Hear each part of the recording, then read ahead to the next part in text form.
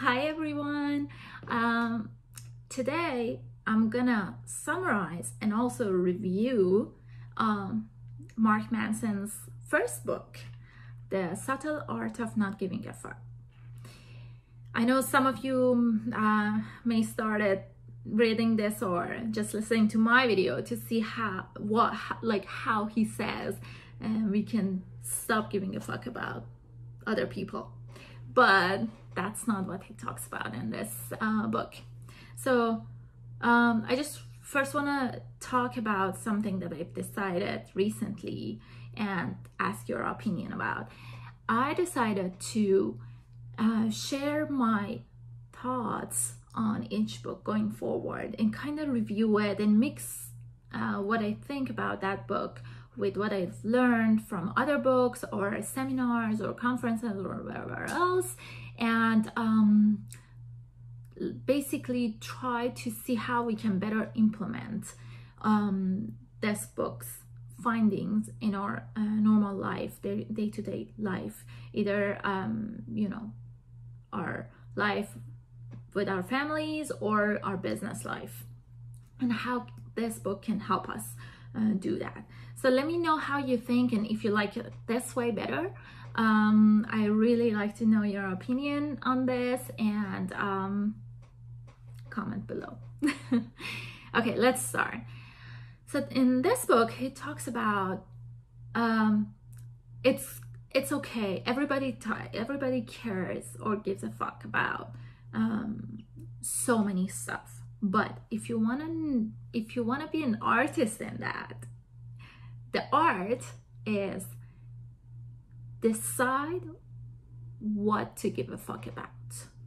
That's the art. So instead of giving a fuck about BS stuff and things that don't really matter, think about it and find real values, real things that worth giving a fuck about. So for example, if something happens and you're sad about, don't kill yourself because you're sad about it. Don't be upset because you're sad about something, because you'll be in this loop, and it will make you more upset or sad. Or if you're angry and then you're angry about being angry, it makes you angrier. So instead of that, be okay with it and understand that you have the right to be sad about something that is really sad, or you have the right to be angry about something that made you angry, and deal with it and fix it, and think about why you're angry. Does that thing have a value to you?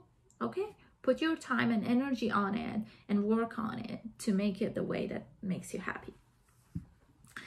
So I really like to talk about bring something else from a webinar that I attended 2 days ago. It was Tony Robbins' team webinar, and Sage, his wife, came to talk to us, and somebody asked her, how can I be in a beautiful state all the time?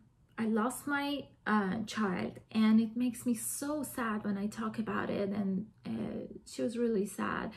And then Sage said, it's okay, you don't need to be happy when you talk about your child, and it's so real and authentic, and it's already beautiful. It's fine to be sad about it.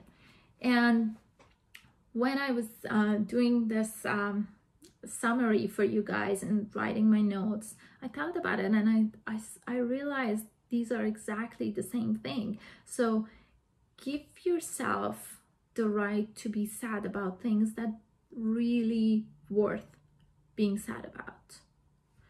To find the right value, you have to look for 3 things.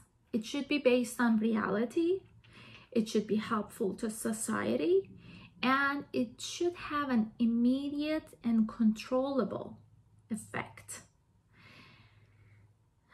So remember in the first book I said he talks about us thinking about future.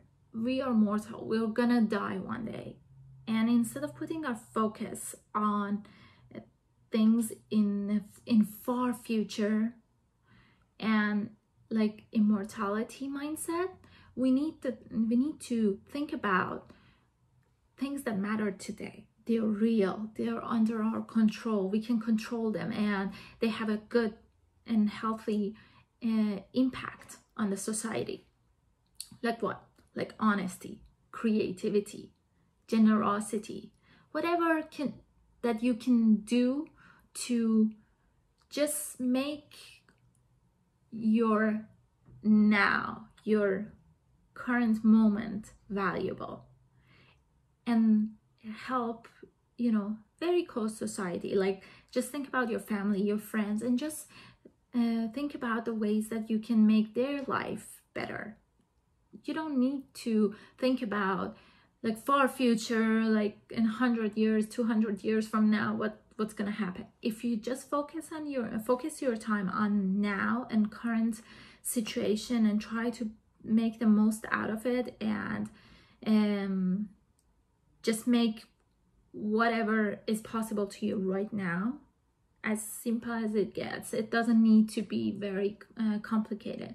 Just if you work on that, you can be sure that the future will be better. Focus on present moment and spread happiness and joy to others, and focus on on building healthy relationship. Or if you're struggle with good things, something that brings you joy. So decide what you want to give a fuck about and choose wisely. Choose where you want to put your focus and be like, okay, if it bothers me, at least it's worth it. At least I know I'm doing this because I want to make my family happy, my friends happy, myself happy, you know, something really close, like controllable, under your control, and also real. Then you will be happy and your time worth everything you do. So I hope you liked it. I tried to digest the whole book and just tell you how we can implement the whole thing, instead of going through chapters and telling you like what he talks about in each chapter. And remember that it's our judgment about ourselves that makes us happy or not.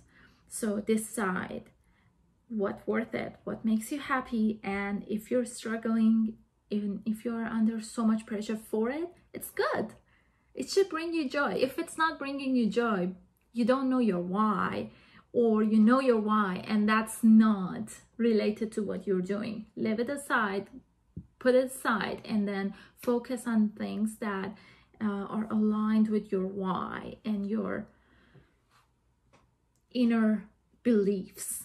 And then any struggle is nice. So I brought you these flowers today to match the cover of the book. And these are the joyful struggles. And I hope you really like this video. And please let me know what you think in the comment section, and subscribe to my channel. And I hope we go up together. Bye.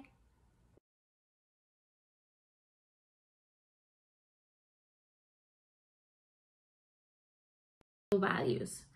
So he talks about, Mark Manson says, three characteristics of a right value. If you want to know what is the right value,